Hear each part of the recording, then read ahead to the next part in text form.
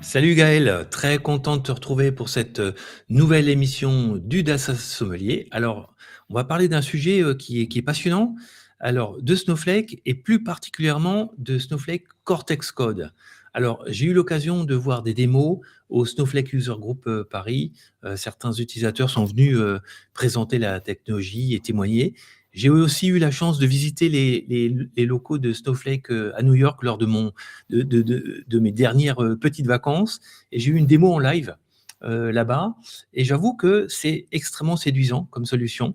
Tu es là en fait un petit peu pour témoigner de ton expérience personnelle, de comment tu l'as mis en œuvre, de ce qu'on peut en attendre, et puis aussi on parlera des limitations de la solution, voir s'il y en a, comment ça se goupille dans un vrai contexte data opérationnel. Voilà, en tout cas, merci de ta présence. Et puis, à toi les micros. Je sais que alors c'est pas une présentation slide aujourd'hui. On va vraiment on va aller rentrer dans le vif du sujet. Tu vas nous montrer l'interface. Il y a une petite démo aussi que tu as enregistrée et on va broder autour de tout ça. Voilà, donc c'est du concret. En tout cas, Gaël, merci, merci à toi. Eh ben, merci de l'invitation, Stéphane, et enchanté.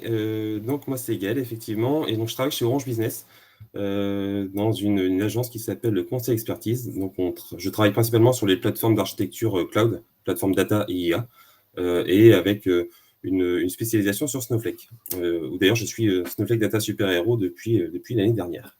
Bon, bravo pour Euh, ça. Il y en a quelques-uns Merci. en France, mais pas tant que ça, hein. Et ça est en train de monter là, ça monte en puissance en France, donc c'est plutôt une bonne chose. La communauté est très active, donc c'est plaisant. Bon, super. Alors, il y a un petit truc, on cherchait un slide d'architecture tout à l'heure en préparant l'émission. Mais en fait, finalement, alors on a trouvé des slides d'architecture sur les concepts de Snowflake, sur le cloud data. Mais finalement, Cortex Code, c'est encore un autre animal qui est complètement transverse et qui est englobé dans la plateforme, hein. C'est bien ça, hein. C'est un système que tu vas pouvoir utiliser, interroger, challenger, mais qui est partie prenante de la plateforme. Ah, c'est exactement ça. En fait, il va pas se positionner sur une brique de l'architecture de Snowflake, donc de la plateforme Data IA Snowflake. C'est vraiment quelque chose qui est transverse et qui va pouvoir accompagner, aider et accélérer en fait les développeurs et les utilisateurs à réaliser de bout en bout des cas d'usage, que ce soit sur une partie FinOps, que ce soit sur une partie développement ou des questions même sur les droits ou sur tout ce qu'on veut. En fait, il va pouvoir accéder à l'instant de l'environnement et nous aider à réaliser ces opérations. Ouais, c'est ça. Voilà, donc, et ça touche à tous les pans de la data ingénierie, hein. On peut lui demander de créer un modèle, de générer des données factices, d'aller charger ces données factices, d'aller concevoir une application Streamlit. Et c'est là où, en fait, il y a pas de limite. Enfin, c'est ma perception, mais je ne l'ai pas touché moi-même, le produit. Je ne l'ai pas utilisé, mais j'ai vu des démos et ça a l'air absolument incroyable. Alors, le gros effectivement, il y a peu de limites, si ce n'est le coût, au bout d'un moment, forcément. Mais effectivement, c'est vraiment un excellent accélérateur, puisque effectivement, on va pouvoir lui demander d'aller coder l'application Streamlit, et il va le faire en itérant avec lui, parce que c'est tout simplement un chat dans lequel, en fait, il y a vraiment deux versions. Il y a la partie chat, effectivement, intégrée dans Snowflake, dans Snowsight, et là, on est plus sur quelque chose qui est très contextuel. On va poser des questions à Cortex et il va savoir directement sur quel écran on est, par exemple. Si je suis sur ma consommation de crédit, il va repérer que je suis sur ma consommation, il va me dire, tiens, je vois que tu es en train de regarder les budgets, voilà, je peux t'aider par rapport à ça, etc. Donc, il est très contextualisé. Donc, ça, c'est un gros plus, un gros atout pour un développeur qui utilise l'interface. Et de l'autre côté, en fait, il y a le Cortex Code CLI, qui est plutôt destiné aux développeurs pour faire des pipelines de bout en bout, en fait. Puisque là, il va avoir vraiment accès en mode un peu comme dans VS Code, justement, avec accéder aux fichiers locaux. Et l'avantage de ça, c'est que comme tout IA et comme tout LLM, on va pouvoir lui donner des règles, lui spécialiser, lui donner des indications supplémentaires pour encore accélérer et guider un peu plus Cortex dans ses réponses pour que ça convienne à nos attentes en fait et à nos normes de développement, de bonnes pratiques autour de Snowflake. D'accord. Alors, CLI, Command Language Interface, c'est un petit peu, je retraduis, c'est un petit peu c'est du shell, hein, c'est ça. Tu poses des questions en mode fenêtre de commande et tu te rapproches presque d'un environnement complet de développement, en fait. Exactement.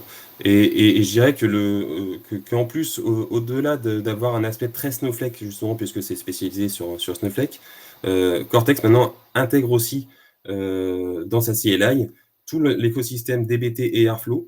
Donc, vraiment l'écosystème très étroitement lié à Snowflake pour aller utiliser de bout en bout le pipeline jusqu'à l'orchestration avec Airflow et les transformations avec DBT.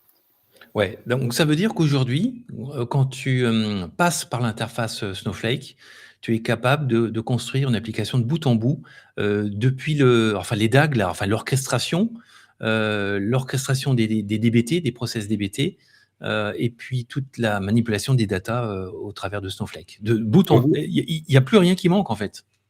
Et il n'y a plus rien qui manque si on prend en compte l'extraction et le chargement de données et en le faisant passer par OpenFlow directement, par exemple, dans Snowflake. Là, effectivement, ça prend de bout en bout. Ou alors, si via Airflow, si on souhaite faire de l'extraction via Airflow, c'est aussi possible, en plus de l'orchestration. Mais voilà, donc à partir du moment où on est en mode CLI, on a accès à l'entièreté de l'écosystème de Snowflake pour aller faire son pipeline. Ok, d'accord. Donc, qui dit CLI dit quand même un peu un profil technique encore. Donc, c'est-à-dire que le data engineer, il n'est pas remplacé, hein. Je pense qu'il faut quand même être très, très informé, très, très, très formé à ça. Mais il y a d'autres interfaces peut-être qui seraient plus adaptées aux business users ou pas encore. On reste dans un domaine technique où ça frise, ça frôle la capacité pour un business user de faire ses propres applications. Alors, c'est en train de changer justement, puisqu'comme je disais tout à l'heure, il y a deux parties. Il y a la partie dans l'interface Snowflake, donc dans SnowSight, et là on parle à n'importe quel utilisateur qui accède à Snowflake. La partie CLI est clairement axée sur les développeurs, puisque en mode command line, forcément, c'est pas pour tous les types de métiers. Snowflake a sorti encore récemment un nouveau projet pour justement répondre à différents cas d'usage métiers et interroger l'écosystème Snowflake pour certains profils métiers en fait. Et c'est à nous de réorganiser pour donner un accès plus simplifié et donc des centres de compétences particuliers. Ah, j'ai vu une démo où on voit un CFO, un Chief Financial Officer, faire ses requêtages en mode autonome. Ça a l'air effectivement prêt à l'emploi, en fait. Super.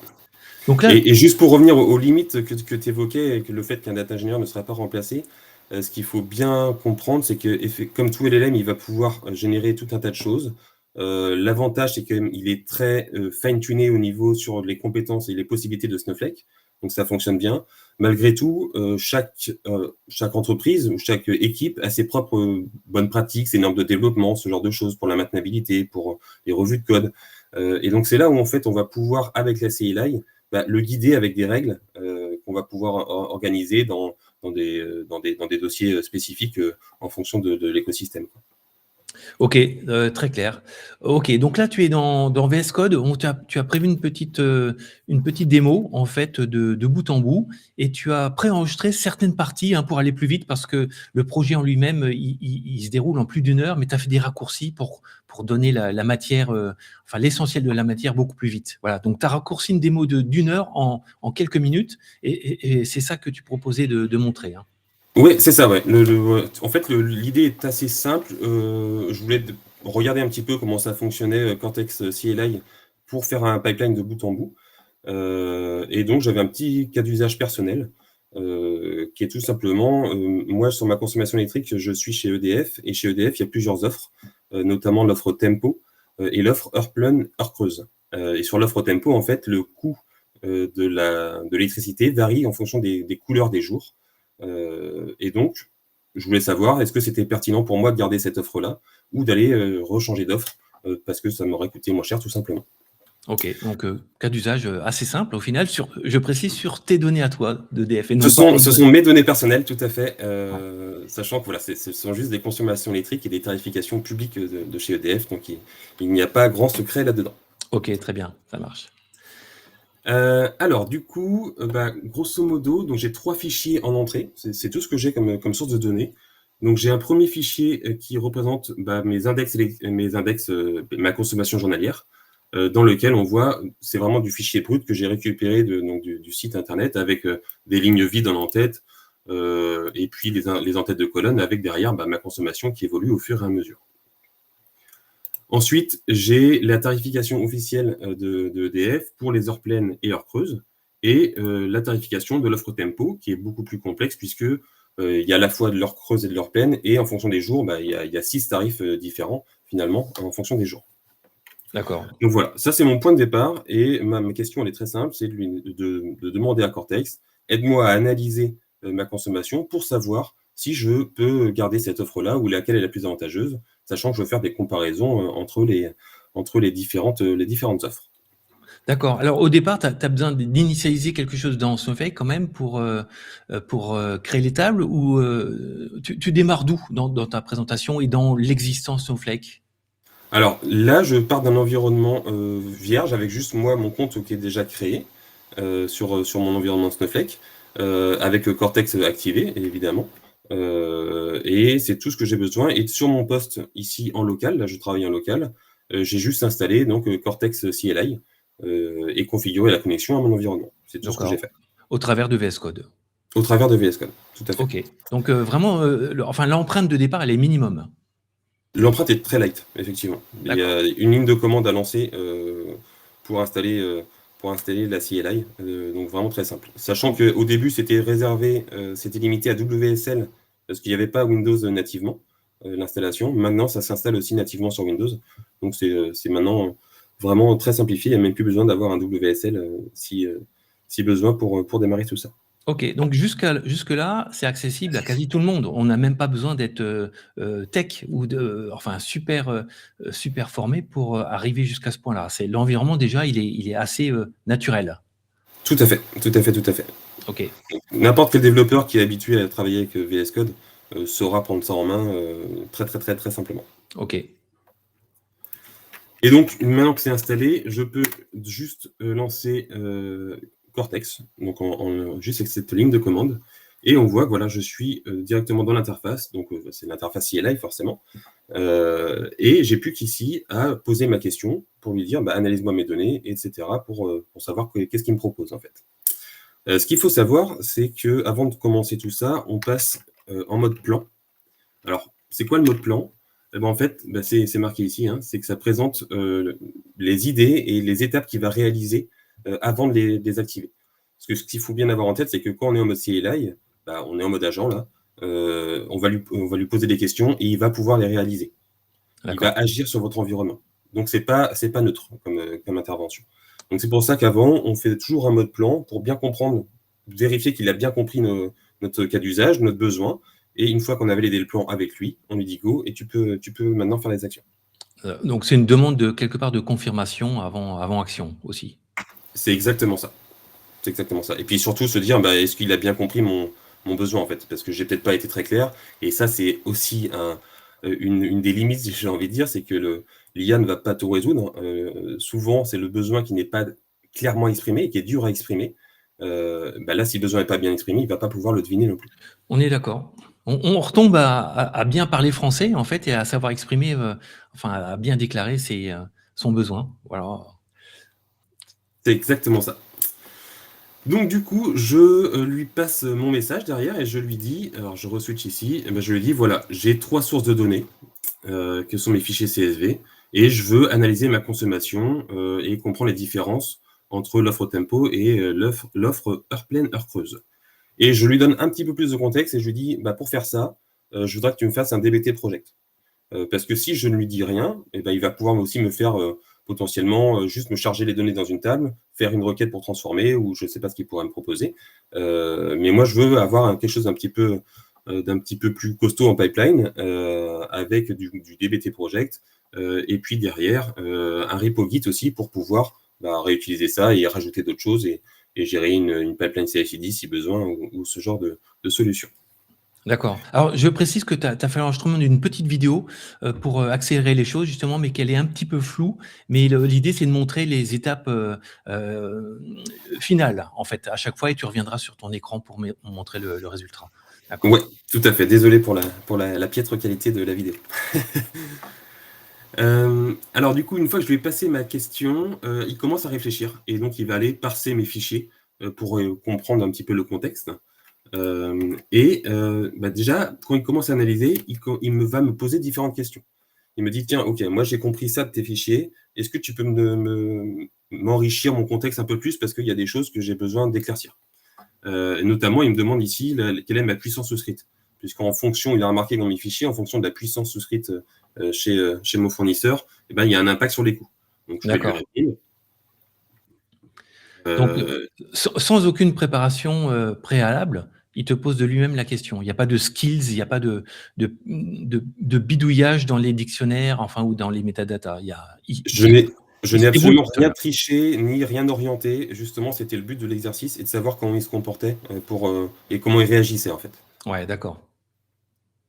Et donc, le deuxième point qui me dit, c'est que il y a un calendrier tempo, parce qu'en fait, les jours tempo sont soit bleu, blanc ou rouge, et il n'a pas cette information dans ses fichiers sources. Il ne sait pas quel jour était quelle couleur. Il me dit, est-ce qu'il y a un autre fichier quelque part pour récupérer ces informations? Donc ça, c'est un calendrier que je n'ai pas à ma disposition. Je pourrais le récupérer via une API ou ce genre de choses sur le site EDF, mais je me suis dit que là, c'était à lui de le déduire. Donc je vais simplement lui compléter la réponse. Je lui dis autre chose. En fait, tu vas déterminer la couleur du jour en fonction de ma consommation électrique. D'accord. Effectivement, en fonction de qu'est-ce que j'ai consommé sur quelle colonne dans mon fichier, il peut en déduire quelle était la couleur du jour tempo. D'accord. Donc faible consommation, telle couleur, forte consommation, telle couleur.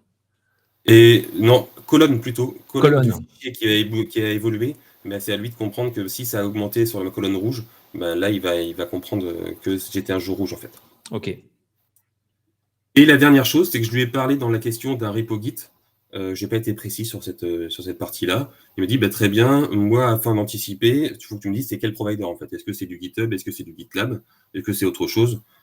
Et donc, moi, c'est du GitLab. Donc, je lui donne cette précision-là.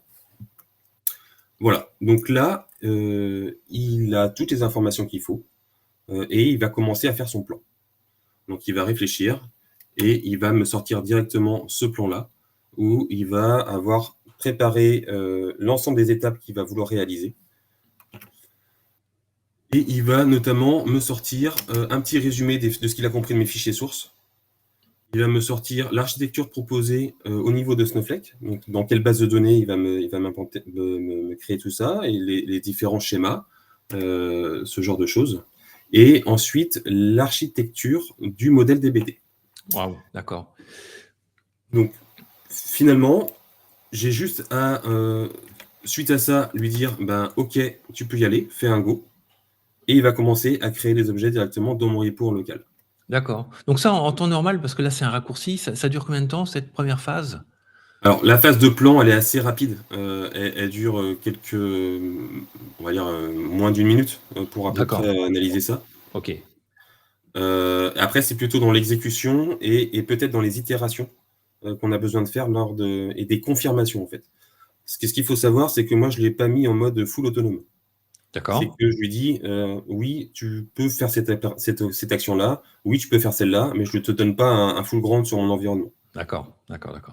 Et c'est là où c'est important d'avoir une vision, d'avoir un peu d'expérience sur ces sujets-là, et donc en tant que data eng, de savoir ce qu'on peut laisser faire à l'agent et ce qu'on doit toujours vérifier et valider avant de le faire exécuter. OK. Parce que typiquement, quand je vais parler des repos Git, après, je vais lui donner la possibilité d'aller faire un push, un pull sur mon repo. Si je le laisse en full autonomie, on évite aussi d'arriver à pouvoir faire des bêtises sur le repo. Donc c'est important de toujours garder ce petit œil extérieur. D'accord. Mais bon, du moins, le système est peut-être permissif, mais il te pose des questions-réponses. Enfin, c'est un jeu de questions-réponses pour te permettre d'avancer un peu plus en confiance quand même. C'est ça qui est fort, en fait, c'est que les questions, elles sont toujours pertinentes. Et ça fait même des fois réfléchir à son cas d'usage. Donc ça, c'est intéressant. Ça nous fait repenser la méthodologie aussi. Et puis de voir aussi des petites choses qu'on aurait pu oublier. Typiquement, moi, sur le cas d'usage, je lui ai juste donné des fichiers CSV. Dans un premier temps, je lui ai dit, fais-moi un DBT project. Il m'a dit, je vais te faire des seeds. Des seeds dans DBT, c'est des fichiers compose qui vont être chargés directement. Ouais, et après, je me dis, ah ouais, mais en fait, moi, j'ai pas envie que ce soit comme ça. Je veux plutôt déposer ça dans un stage sur Snowflake pour après gérer le DBT project à partir de là. OK. Donc voilà, donc ça permet aussi de repenser tout le pipeline en entier pour avancer sur l'exécution. D'accord. Bon, en tout cas, c'est bien. C'est un assistant costaud, on pourra dire. Très, très costaud. Ok. Donc du coup, une fois qu'on a le plan et qu'on a bien relu, on a vu ce qu'il voulait faire, et ben on a juste à le valider et il va commencer à travailler dans la foulée. Hop, j'avance un tout petit peu et on voit qu'il sort du plan. Et là, il commence directement à faire toutes ces requêtes, à créer ces objets qu'il m'a expliqué dans le plan juste avant, hein. Il m'a créé ma base de données, il crée mon schéma, il charge mes fichiers, parce qu'il a accès à mon autre CLI qui est Snow pour aller pousser des fichiers, etc. Et là, il enchaîne la création des différents objets dans mon repo en local. Et donc, je vais repasser sur VS Code pour montrer un petit peu, hein.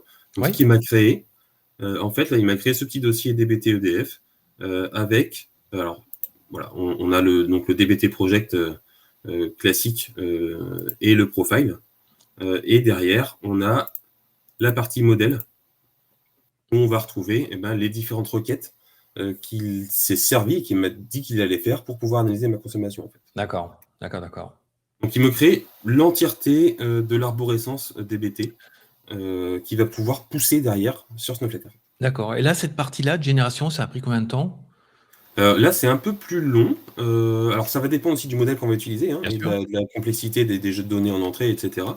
Mais ça prend, on va dire, ça prend quelques minutes. Quelques Ouais, minutes. d'accord. En fait, là où ça prend un peu plus de temps, je dirais, c'est justement quand on est en mode exécution comme ça, il pose des questions. Il repose des questions parce que il a une commande à passer. Ouais, où il y a un Typiquement, doute. avant d'exécuter le push sur le stage, il va me dire que j'ai le droit de faire ça. Ouais, d'accord. Et encore une fois, soit on lui dit fais tout ce que tu veux, et puis là, ça va aller très vite. Il va tout faire tout seul. Soit on préfère garder le contrôle, même malgré le mode plan. Et moi, je préfère ça dans un premier temps, en tout cas, de bien s'assurer de ce qui va se passer, les différentes étapes et les commandes qu'il lance. Et ça permet aussi de mieux s'imprégner de ce qu'il est en train de créer. Parce Ouais. que c'est bien beau de laisser un agent tout créer, on est quand même obligé, pour la maintenabilité et la suite, etc., d'avoir une vision de ce qui est fait et donc de comprendre ce qui est en train de se passer. Ouais, et Pour moi, puis, c'est vraiment un accélérateur, mais on se doit de regarder un petit peu ce qui se passe pour aussi bien comprendre l'ensemble de ce qui est généré derrière. ouais, et puis je pense que pour, apprivoiser la bête, c'est une meilleure approche, hein, y aller, petit pas par petit pas et voir ce que le système, te produit. OK, Ouais, ça complètement. ça a du sens. Alors, ce qui est intéressant aussi, c'est que là, en mode exécution, il va rencontrer des erreurs. Donc là, il avait fini de créer les différents fichiers. Il essaye de pusher, de déployer pardon, le DBT Project. Il a des erreurs et en fait, il se corrige tout seul. Donc, il itère lui-même quand il rencontre des erreurs jusqu'à temps qu'il réussisse à aller faire ce qu'il a besoin de faire. Et D'accord. quand il rencontre une erreur, il va directement rechercher son skill concerné parce que là, il a un ensemble de skills à sa disposition en fonction des cas d'usage, et il va revérifier dans sa doc, dans ses skills, pour savoir comment bien redéployer dans le contexte qu'on lui a passé à l'origine. D'accord. Là, par curiosité, c'est un DBT Core autonome ou c'est un DBT qui est intégré dans l'environnement Snowflake? C'est un DBT intégré dans l'environnement Snowflake. D'accord, donc, OK. D'accord. Et c'était ma demande, et c'est pour ça que je lui ai parlé de DBT Project in Snowflake dans mon prompt au début, parce que je voulais que ce soit directement intégré dans Snowflake et je voulais pas qu'il y ait de confusion. Alors peut-être qu'il m'aurait posé la question justement en me disant tiens, tu veux faire D'accord. du DBT, est-ce que c'est un DBT à côté ou pas? Je ne sais pas ce qu'il m'aurait répondu d'ailleurs, mais c'est intéressant de se poser la question pour la prochaine fois. OK, Mais là, d'accord. l'idée c'était d'avoir un full intégré dans Snowflake. Bon, ce qui a du sens, hein, une plateforme, un all-in-one, et pour, je pense, la gestion des métadonnées, pour l'intégrité, c'est peut-être plus rassurant. Oui, ouais, ouais, c'est. Alors après, j'ai envie de dire, là, pour le coup, ça va dépendre des cas d'usage et de si Snowflake est vraiment notre cœur plateforme où tout est développé dessus, et si on a un DBT qui a besoin de travailler sur un Postgre à côté et aussi sur du Snowflake, et dans ces cas-là, on pourrait avoir quelque chose un peu centralisé à l'extérieur de Snowflake pour ces cas d'usage-là. Donc voilà, là, ça dépend vraiment de l'architecture générale, et justement, c'est aussi important d'avoir cette vision-là sur l'écosystème pour ne pas non plus faire des pipelines disparates entre les différentes équipes et d'avoir une cohérence de code et d'outils au sein d'une même entreprise, quoi. D'accord, d'accord. Donc là, OK, donc question-réponse, tu le drives, en fait, et il t'a créé, toutes les requêtes SQL pour l'ingestion et puis la manipulation des datas. Exactement. Et donc là, il m'a fini de déployer mon projet DBT. Il me fait même une petite synthèse de mes jours, de l'analyse qu'il a fait de ma consommation par rapport à la question que je lui ai posée au début. En fait, il me répond déjà à mes questions. Et donc, j'ai plus qu'à aller voir côté Snowflake que ça s'est bien déployé pour vérifier que mon DBT projet est bien là, je peux l'exécuter et que ça tourne correctement. D'accord. Alors là, c'est un fichier, enfin c'est un petit projet avec 3 fichiers en entrée.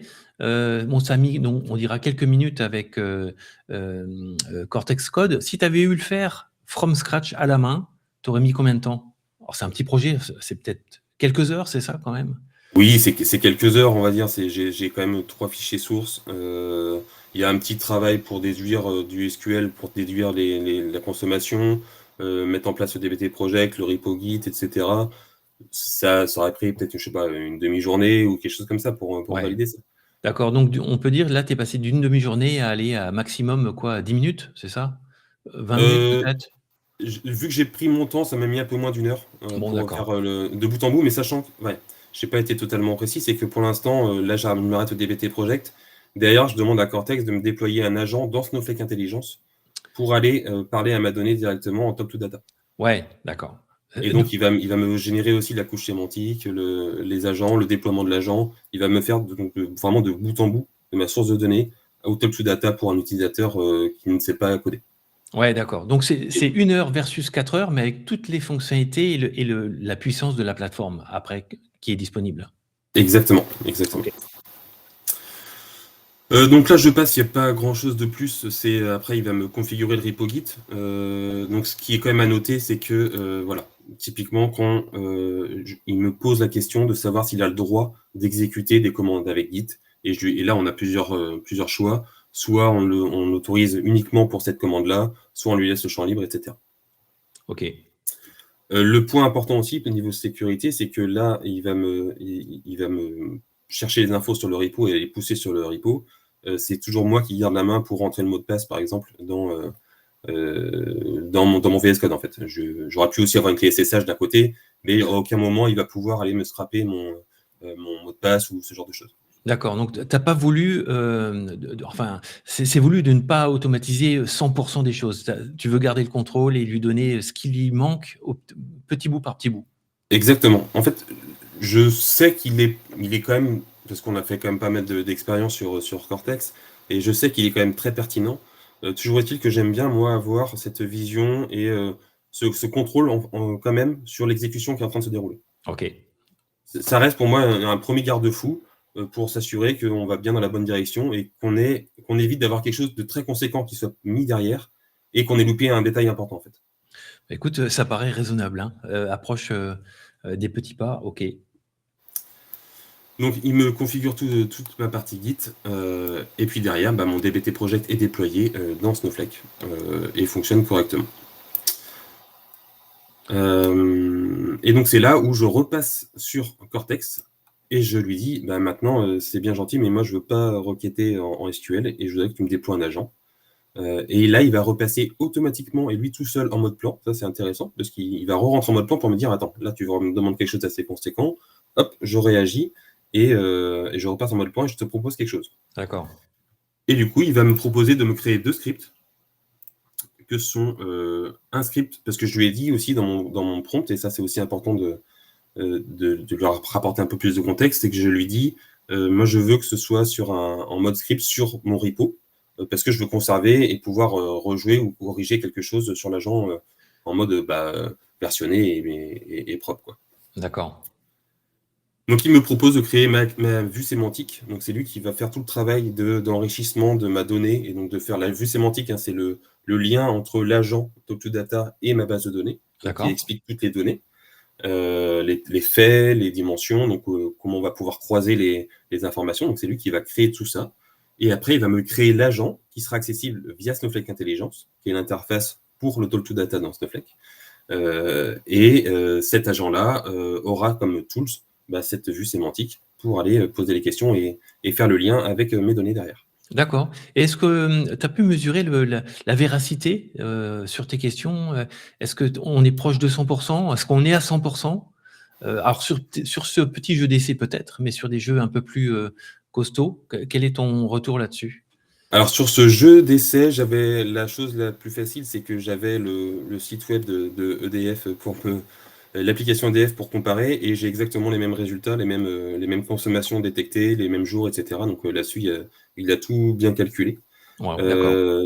Sur d'autres données plus conséquentes, j'ai pas de gros retours d'expérience parce qu'on n'a pas vraiment de comparaison possible. Ouais. Quand on développe des choses avec Cortex, on n'a pas exactement la même comparaison que ce qu'on pourrait avoir à quelque chose de déjà fait. Bah oui, Donc voilà, forcément. c'est des choses qu'on est en train de voir justement pour aller mesurer un petit peu l'impact de Cortex là-dessus. Ouais, parce que mesurer le résultat, ça fait partie du projet en lui-même et je pense que ça peut prendre une grosse partie du temps aussi, hein. Vérifier la véracité, la conformité des résultats.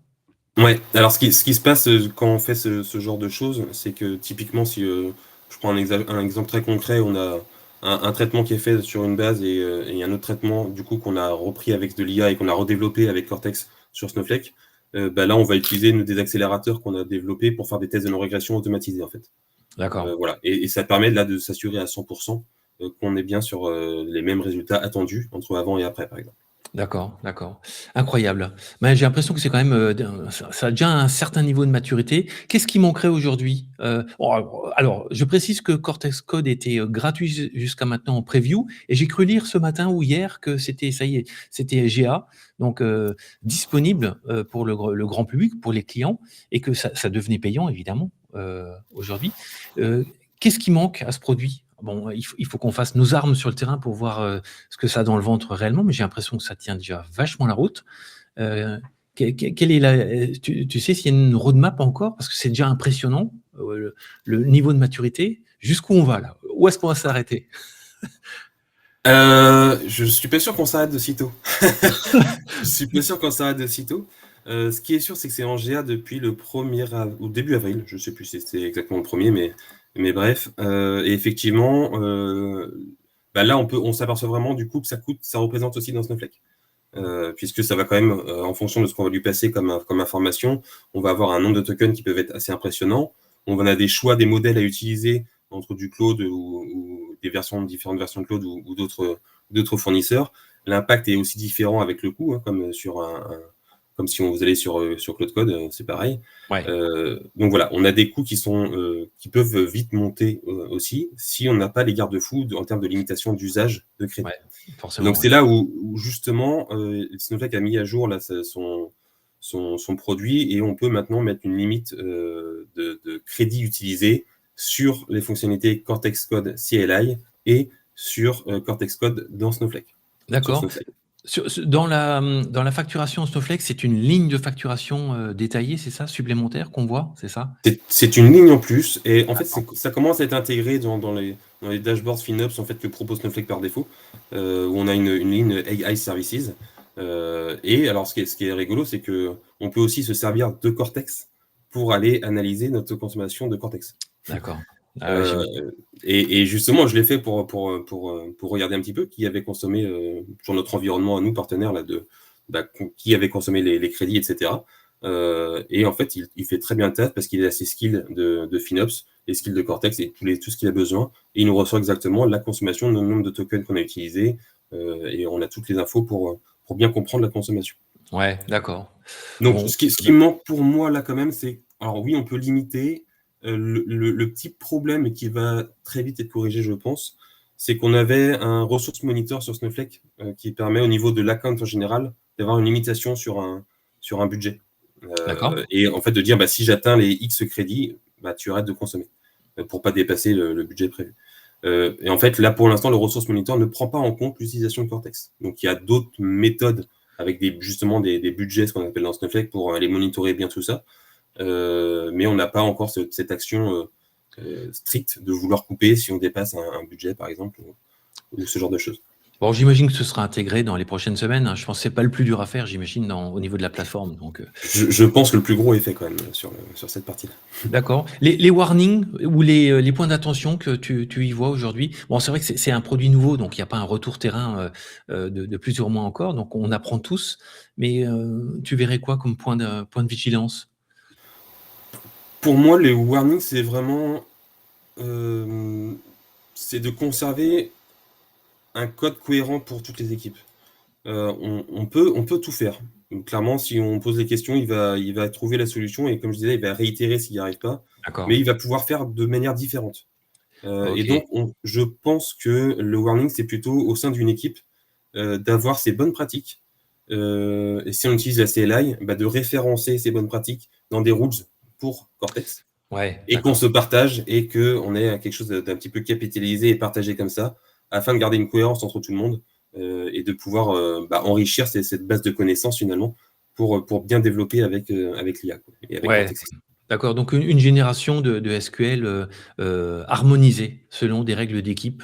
Et est-ce que les skills vont avoir un jeu là-dedans? Ça va être important de pouvoir développer ses propres skills pour lui donner, pour l'influencer ou c'est, ou le moteur il est câblé en dur et on peut pas y toucher?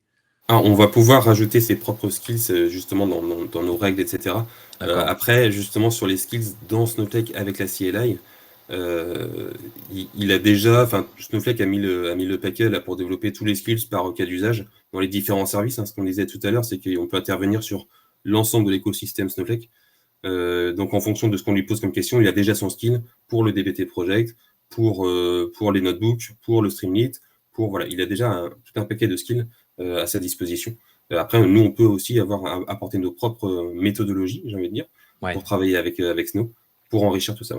D'accord. Bon, bah, écoute, merci, Gaël pour ce brief. Ça donne envie de regarder, hein, il y a vraiment et j'ai l'impression que ça augmente le data engineer, ça l'augmente, ça le fait fois 5, fois 10, je sais pas, j'ai pas mais ça l'augmente. Alors, je vais me garder de donner un chiffre sur le fois combien, mais clairement, ça fait du fois, oui. C'est pour moi un gros accélérateur qui a besoin d'être supervisé quand même, Ouais. pour garder la cohérence encore une fois, mais ça fait vraiment aller les choses beaucoup plus vite. Bon, bah, écoute, génial. Je sais pas si on avait fait le tour, hein, c'est ça? On a terminé ce que tu voulais montrer, je pense? Oui, oui, tout à fait, puisque à la fin, il y a simplement, voilà, je suis dans Snowflake Intelligence, que l'interface qu'on connaît déjà.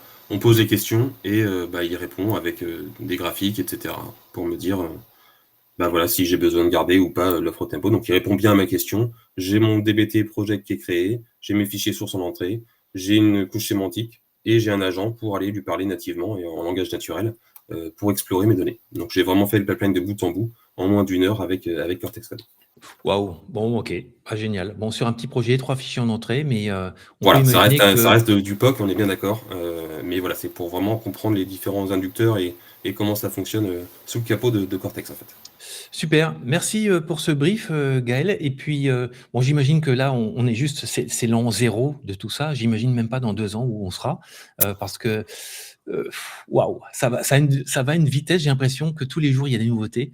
Alors si c'est pas tous les jours, c'est toutes les semaines en tout cas et que ça va hyper, hyper vite. Tout à fait, mais on y sera dans 2 ans. Bon, ça marche. Merci, à très bientôt. On se refait le point dans 6 mois. On se refait la même démo dans 1 an. On verra en combien de temps on l'a fait, et si on peut aller, rajouter des features en plus. Mais, j'ai l'impression on est bien parti pour une très grande productivité dans la data ingénierie. Complètement.